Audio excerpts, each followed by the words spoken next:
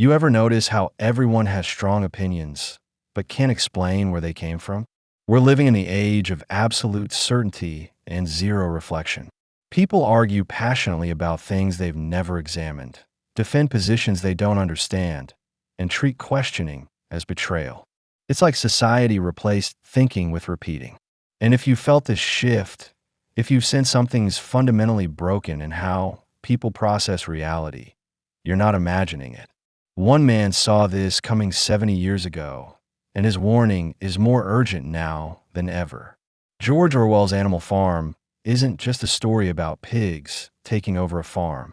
It's a psychological blueprint for how societies lose their ability to think critically. And it's happening right now, in real time, all around you. Orwell showed how language gets weaponized, how truth becomes flexible, how fear replaces reason, and how people voluntarily hand over their minds without ever realizing they've been conquered. The animals didn't lose because they were stupid. They lost because they stopped questioning. And if you look at modern life with honest eyes, you'll see we're making the exact same mistakes. Here's what we're uncovering in this video. Why repetition has replaced reflection. Why people prefer comfort over clarity. How propaganda evolved into self-censorship. Why emotion shuts down critical thinking. How language controls what you're capable of thinking. And most importantly, how you reclaim your mind in a world designed to control it. This isn't theory. This is the operating system running beneath everything you see. And once you understand it, you can't unsee it. Stick with me until the end, because the final insight reveals the one practice that separates independent thinkers from the crowd. And it's simpler than you think. And if this hits different than the usual surface-level content, hit that like button to help others find it. And subscribe, because we're building something rare here. A community that values truth over validation. Let's go. You know what's fascinating about Animal Farm? It's not just that the pigs took over. It's how they did it. They didn't need guns at first. They didn't need force. They had something far more powerful. A slogan. 4 legs good, 2 legs bad. Simple. Catchy. Repeated endlessly until it became the only thought the animals could hold in their heads. And here's the kicker. It worked because repetition doesn't just reinforce ideas. It replaces the need to think about them. When you hear something enough times, your brain stops questioning it. It becomes background noise, like the hum of the refrigerator you don't notice until it stops. That's not education. That's programming. And Orwell knew it decades before we had algorithm-driven feeds, shoving the same talking points down our throats every single day. Think about your own life for a second. How many ideas do you hold not because you examine them, but because you've heard them so many times they just feel true? That's the trap of modern society right there. We're surrounded by repetition, masquerading as truth. News cycles repeat the same stories with the same framing. Social media amplifies the same narratives until they become common sense. Your friends echo what they've heard, and you echo it back. And before you know it, nobody's actually thinking, they're just repeating. It's like a game of telephone where everyone forgot they're supposed to check if the message makes sense. The animals on Orwell's farm didn't lose their ability to think overnight. It was gradual, almost invisible, one slogan at a time, one repeated phrase at a time, until critical thinking became not just unnecessary, but uncomfortable. Here's where it gets really dark. Repetition works because it exploits how your brain is wired. Your mind loves efficiency. It wants shortcuts. When you encounter the same information repeatedly, your brain files it under known and stops analyzing it. That's why advertisers spend millions drilling the same jingle into your head. Not to inform you, but to bypass your critical faculties entirely. You don't decide to trust a brand. You just recognize it, and recognition feels like safety. The same principle applies to ideas, beliefs, and entire worldviews. When everyone around you repeats the same thing, your brain interprets that as consensus, and consensus feels like truth. But here's what they don't tell you. Consensus isn't truth. It's just agreement. An agreement without examination is just another word for groupthink. The animals in Animal Farm started with a revolution built on hope and critical thinking. Old Major gave them a vision, and they questioned their oppression. But once the pigs took over, they systematically replaced questions with slogans.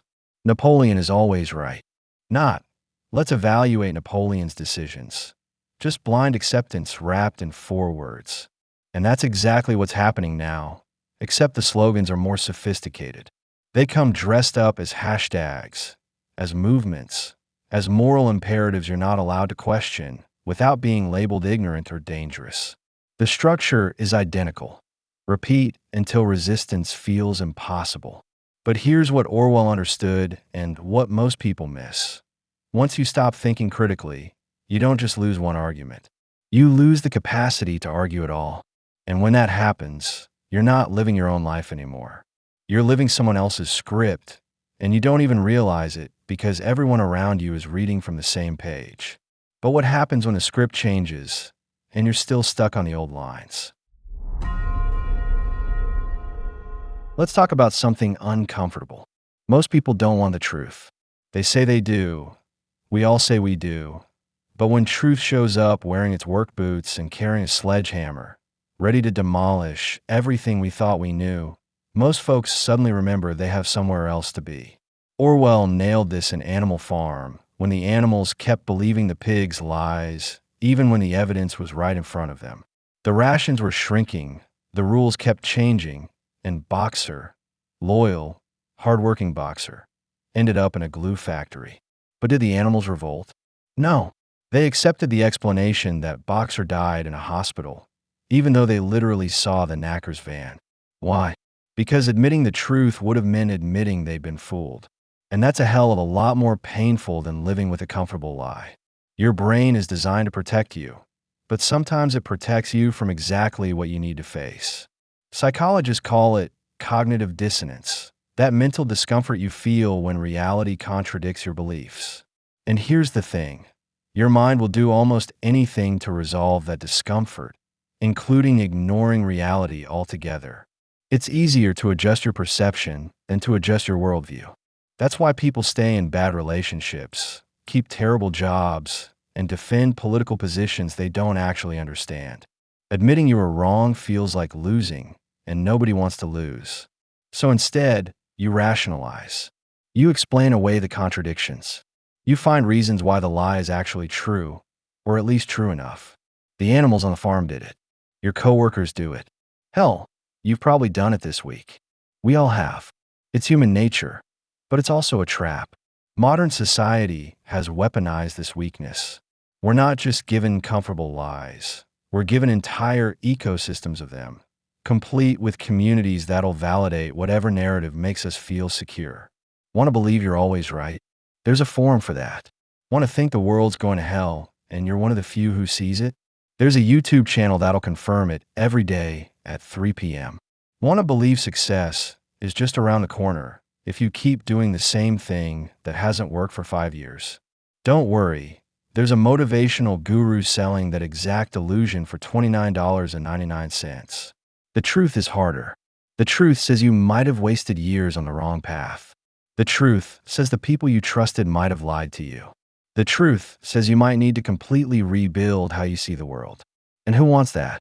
It's so much easier to stay on the farm, repeating the slogans, trusting that somehow, some way, things will work out if you just keep your head down and believe.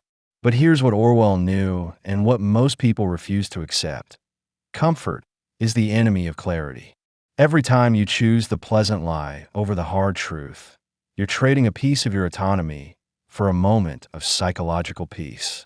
And it compounds. One small compromise leads to another until you're living in a mental prison you built yourself, and you've lost the blueprint to escape. The pigs didn't force the animals to accept lies. They just made the truth increasingly uncomfortable to hold until the animals chose the lies. That's the brilliance of psychological control. You don't need chains when people will lock themselves up to avoid discomfort. So the question becomes, how many uncomfortable truths have you avoided this year? And what's the cost of that avoidance? Because every time you choose comfort over clarity, you're not just lying to yourself. You're teaching yourself that reality is optional And once that lesson sinks in deep enough, you're not far from the animals looking at the pigs and saying everything's fine. But is it?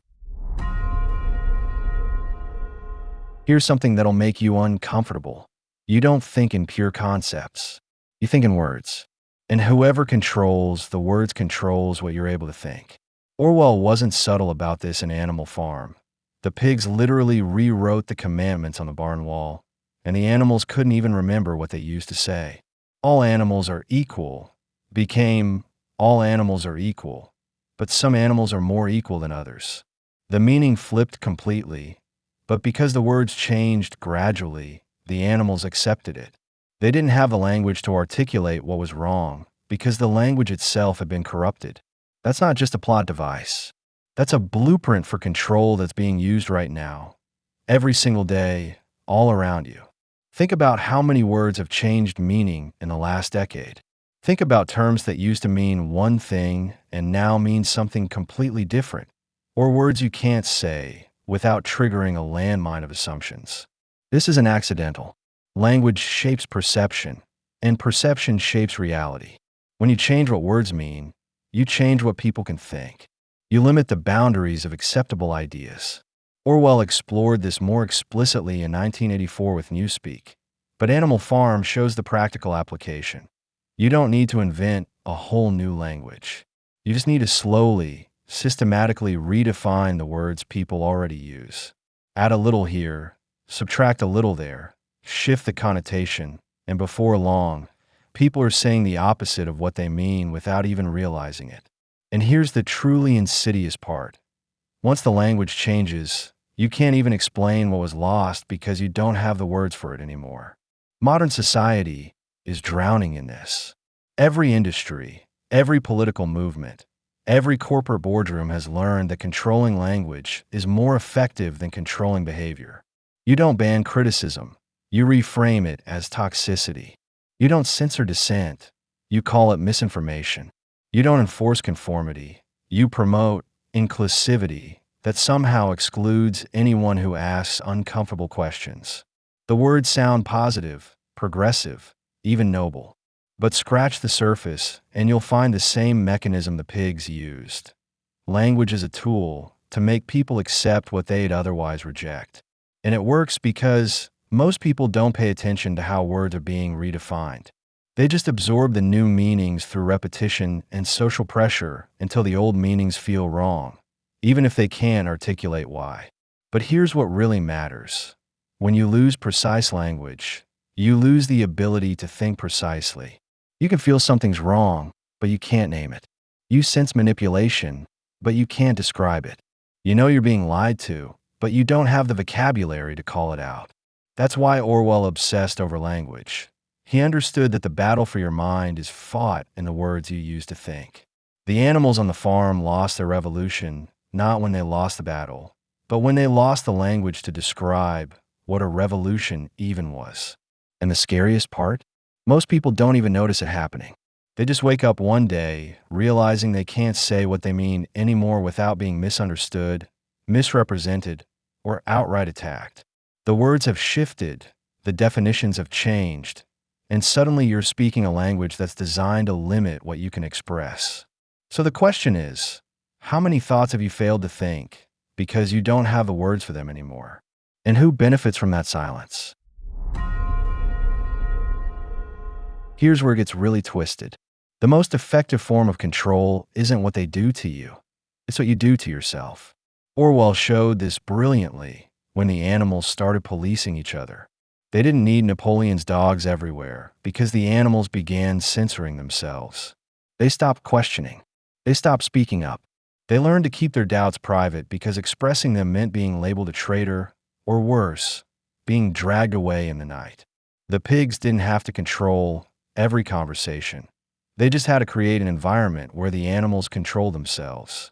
And that's the transition every authoritarian system makes, from external enforcement to internal compliance.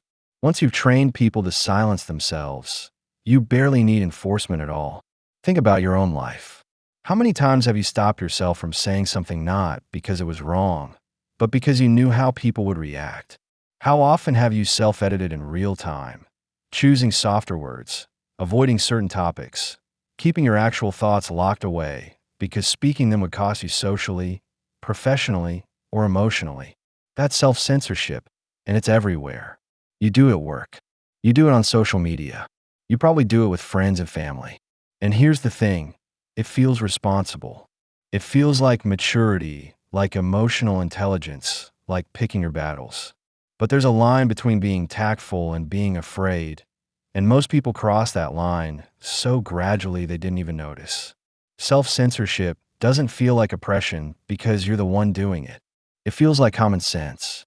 But what it actually is the internalization of control. You become your own warden. Modern society has perfected this mechanism. You don't need secret police when you have social media mobs. You don't need state censorship when you have terms of service and HR departments. You don't need propaganda when you have the fear of being canceled, that vague but terrifying threat that your life can be appended for saying the wrong thing, thinking the wrong thought, or even just failing to endorse the right position enthusiastically enough. And the genius is that nobody has to explicitly threaten you. You see what happens to others, and you adjust your behavior accordingly. You learn the invisible rules. You memorize the acceptable positions. You develop an instinct for what's safe to say and what isn't.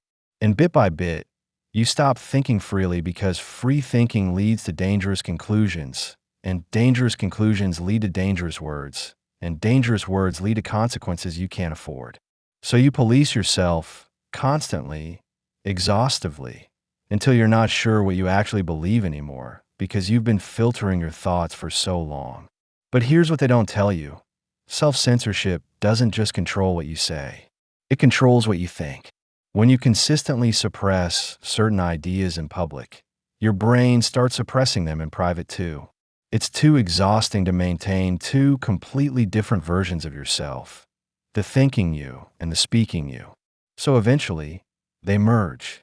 You stop having thoughts you won't allow yourself to express. You stop asking questions you won't allow yourself to ask. You become, in every meaningful sense, exactly what the system needs you to be: compliant, predictable, and convinced that your compliance is actually your choice.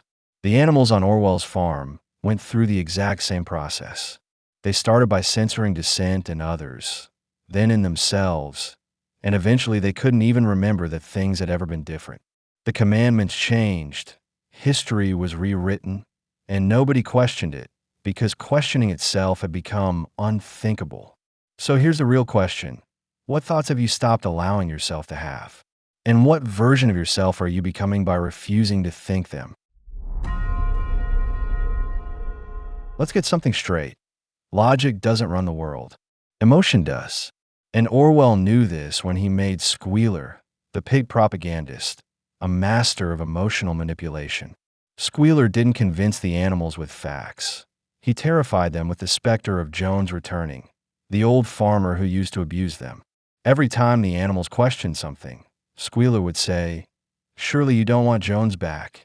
And just like that, the conversation was over.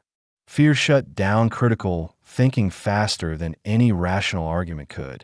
Because when you're scared, you don't analyze, you react. You look for safety, for certainty, for someone strong enough to protect you. And if that someone is also the one making you afraid, well, that's the whole game right there. Modern society doesn't just use fear, it runs on it.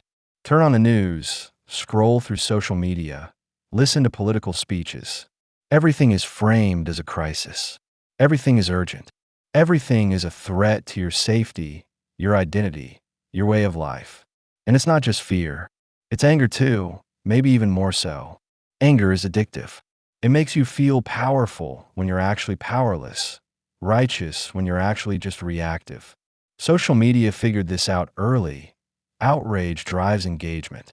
So the algorithm feeds you things that'll make you angry, and you click, and you share, and you argue with strangers who are also angry, and nobody's thinking anymore because you're all running on emotional autopilot. Anger and fear don't coexist with critical thinking. They replace it. They hijack your prefrontal cortex and hand control over to the amygdala, the part of your brain that just wants to fight or flee. And when you're in that state, You're incredibly easy to manipulate. But here's where it gets even more sinister. Emotion is used to create tribal identity, and tribal identity is the death of independent thought. Orwell showed this when the animals rallied together against external threats, but never questioned internal corruption. As long as there was an enemy, real or imagined, the animals stayed unified and obedient. That's the pattern playing out everywhere today. You're not asked to think critically about your own side. You're just asked to hate the other side more. Politics, culture, even personal identity has been weaponized into tribal warfare, where questioning your tribe feels like betrayal, and betrayal means exile. So you don't question. You defend. You attack. You signal your loyalty by adopting the group's beliefs wholesale, without examination, because examination might reveal that your tribe is just as flawed as theirs. And you can't afford that revelation because your entire identity is wrapped up in being one of the good guys. The emotional manipulation runs so deep that most people can't even see it. They think they're thinking. They think they're informed. They think they're on the right side of history.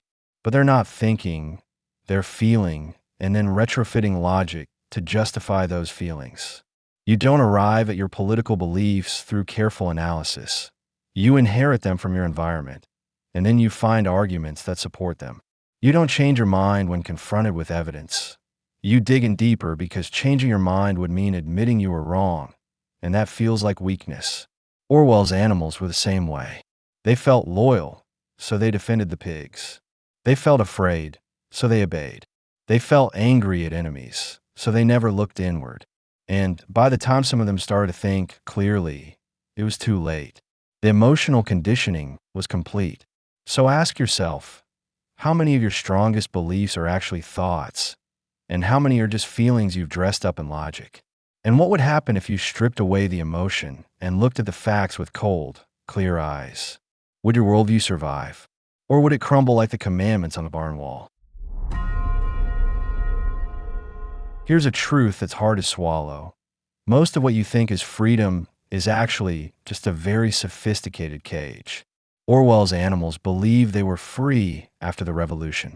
They'd overthrown Jones. They controlled the farm. They made their own decisions, or so they thought.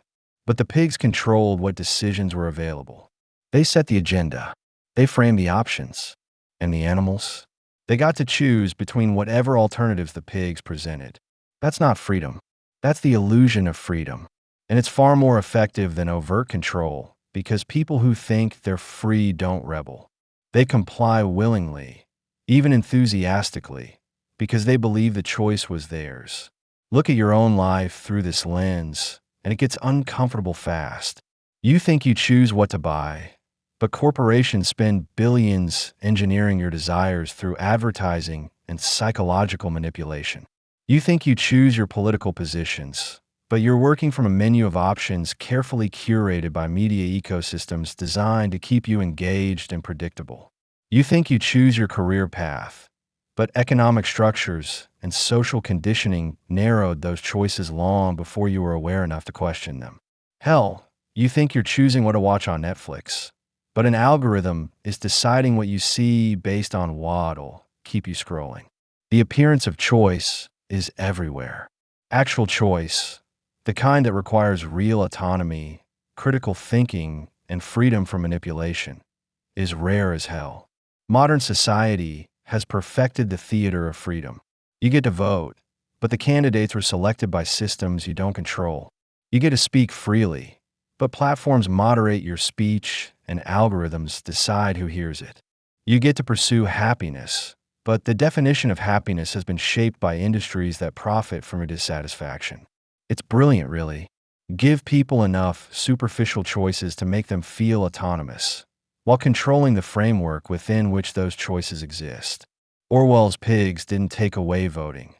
They just made sure only certain proposals made it to a vote, and they controlled the narrative around each one. The animals felt democratic. They felt empowered. They just didn't realize the pigs were writing the ballot. But here's the part that'll really mess with you.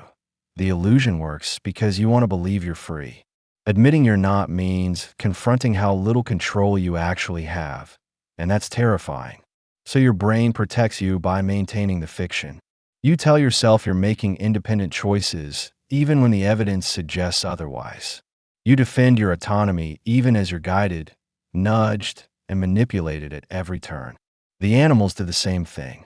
Even as conditions worsened and the pigs became indistinguishable from humans, the animals clung to the belief that they were still free, still in control, still better off than under Jones. Because the alternative, accepting that they'd traded one master for another, was too devastating to acknowledge. So here's the question you need to sit with. How much of your life is genuinely your choice? And how much is just you selecting from a predetermined menu?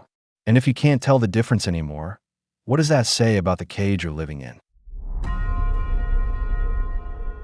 You're either with us or against us. You're either good or evil. You're either right or wrong. Notice a pattern? The world's complicated, messy, full of gray areas and contradictions. But modern discourse has turned everything into a binary. Orwell captured this perfectly in Animal Farm with a core slogan: 4 legs good, 2 legs bad. It's clean. It's simple. It's stupid. But it's also incredibly effective because binary thinking removes the burden of analysis. You don't need to understand context, weigh evidence, or consider multiple perspectives. You just need to know which side you're on, and that tells you everything you need to think about any given issue. The pigs used this to control the animals, and it worked flawlessly until the pigs started walking on 2 legs themselves. But even then, the animals couldn't process the contradiction because their entire framework was binary.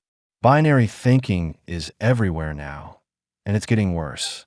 Political discourse is the most obvious example. You're left or right, liberal or conservative, woke or bigoted. There's no room for, I agree with this part, but not that part. No space for this issue is more complicated than either side admits. You're forced to pick a team and defend every position that team holds, even the ones that contradict each other, even the ones you privately disagree with. Because nuance is weakness. Uncertainty is betrayal. Admitting complexity is giving ammunition to the enemy. So people retreat into tribal certainties where everything is clear-cut, every question has a predetermined answer, and thinking is replaced by signaling. You don't need to understand the issue. You just need to know what your side believes and repeat it loudly enough to prove your loyalty. But here's what makes this really dangerous. Binary thinking destroys your ability to solve complex problems. Real life doesn't fit into neat categories. Most situations require trade-offs, balancing competing values, accepting that perfect solutions don't exist. But binary thinking can't handle that. It demands absolute positions. It treats compromise as failure. It sees every disagreement as a battle between good and evil, where the only acceptable outcome is total victory for your side. This is how democracies collapse and societies fracture. When everything becomes tribal warfare, when every issue is existential, when every opponent is an enemy who must be destroyed rather than a person you disagree with, you don't have a functioning society anymore. You have Orwell's farm in its final state. 2 groups glaring at each other across a table, both convinced they're right, both unable to see they've become the thing they swore to fight. The death of nuance isn't accidental. It's cultivated because it serves power. Complex thinking is slow. It requires effort, patience, willingness to sit with uncertainty. Binary thinking is fast, easy, emotionally satisfying. It lets you feel smart without actually thinking, righteous without examining your beliefs, engaged without risking genuine dialogue. Every authoritarian system in history has exploited this. Reduce everything to us versus them, good versus evil, right versus wrong, and people will police themselves into whichever category keeps them safe. Orwell's Animals did it. You're watching it happen in real time. The question is whether you're willing to resist it. Because resisting means accepting complexity. It means holding contradictions. It means saying, I don't know when you don't know instead of pretending certainty. It means thinking in paragraphs instead of slogans.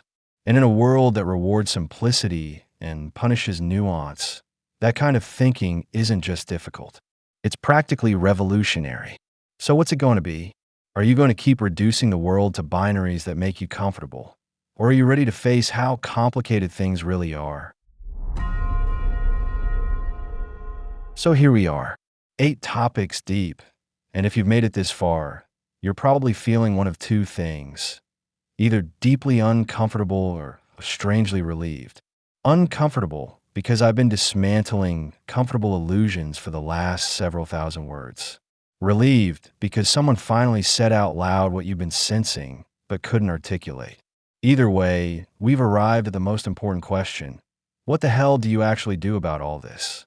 Because understanding that society is designed to suppress critical thinking is one thing. Breaking free from it is something else entirely. Orwell didn't give his animals a happy ending. The pigs won, the animals lost, and the revolution died not with a bang, but with a whimper of confused acceptance. But you're not a farm animal, and this isn't a novel. You have something they didn't, the awareness that you're being manipulated, and the choice to do something about it. Let's start with the hardest truth.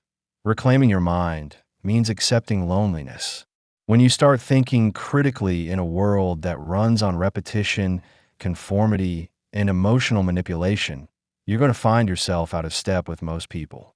Conversations that used to be easy become frustrating because you're analyzing while they're repeating. Beliefs you used to share start feeling hollow because you've examined them and found them wanting. Communities you used to belong to might not want you anymore because you're asking uncomfortable questions.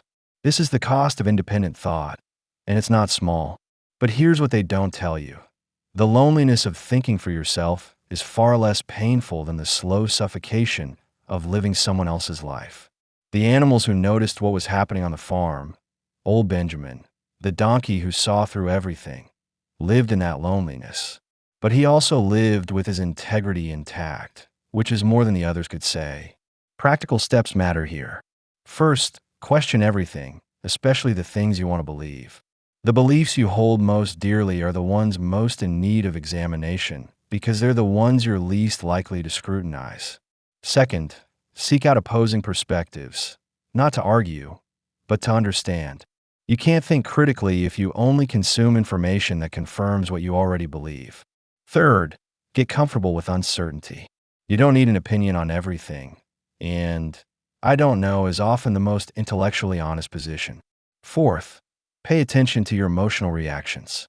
When something makes you immediately angry or immediately comforted, that's a red flag that your emotions are being manipulated. Step back, let the feeling pass, and then analyze the information coldly. Fifth, read Orwell. Seriously. Read Animal Farm, read 1984, read his essays. The man saw this coming decades ago, and his warnings are more relevant now than ever. But here's the real key. Critical thinking isn't a destination, it's a practice. You don't arrive at a place where you're finally enlightened and immune to manipulation. You work at it constantly, daily, in small moments where you catch yourself repeating something you haven't examined, following a crowd you haven't questioned, believing something because it's comfortable rather than because it's true. It's exhausting. It's inconvenient. It'll cost you relationships, opportunities, and the easy comfort of certainty. But it'll also give you something most people never have: ownership of your own mind. The pigs took the farm because the animals gave it to them, one compromise at a time, one unquestioned belief at a time, one moment of choosing comfort over clarity at a time. You don't have to make that trade. You can choose differently. You can think differently. You can be the one who looks at the commandments on the wall and says, "That's not what it used to say, and I'm not pretending it is." That choice, that simple, difficult, revolutionary choice to think for yourself, is how you take your mind back. So will you? So here's where we land. You just spent the last 20 minutes understanding something most people will never see. That the world isn't designed for you to think clearly. It's designed for you to comply comfortably. Orwell handed you the map 70 years ago, and everything we've covered proves he was right. The question now isn't whether this is happening. The question is what you're going to do about it. Because here's the thing nobody tells you. Awareness without action is just sophisticated helplessness. You can understand every manipulation technique, see through every narrative, recognize every psychological trap, and still fall into them if you don't actively practice thinking for yourself. Critical thinking isn't something you achieve once and keep forever. It's a daily discipline. It's catching yourself before you repeat something you haven't verified. It's questioning beliefs you desperately want to be true. It's choosing the hard truth over the easy lie, even when the easy lie would make your life simpler. That's the work. That's the rebellion. And that's what separates you from the animals on Orwell's farm. So here's what I want you to do right now. Think about one belief you hold that you've never actually examined. Just one. Something you've always accepted because everyone around you accepts it, or because questioning it feels dangerous, or because it's wrapped up in your identity. Sit with it.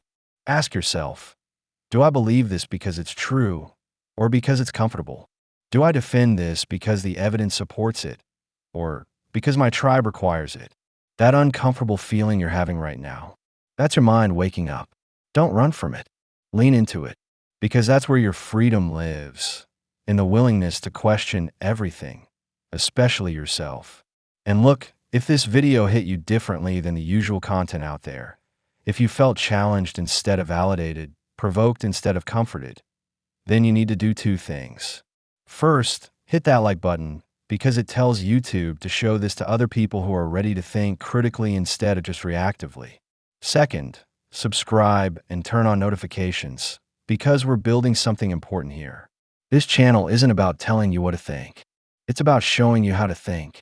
And if you want more content that respects your intelligence and challenges your assumptions, you need to tell the algorithm that this matters to you. Every like, every comment, every share tells YouTube that deep, thoughtful analysis still has a place in a world drowning in shallow takes and hot garbage. The animals on Orwell's farm lost their revolution because they stopped asking questions. You don't have to make that mistake. The choice is yours, and it starts today. Will you think, or will you repeat? Will you question, or will you comply? Will you reclaim your mind, or will you keep renting it out to whoever's loudest? The answer determines everything. Now go use it.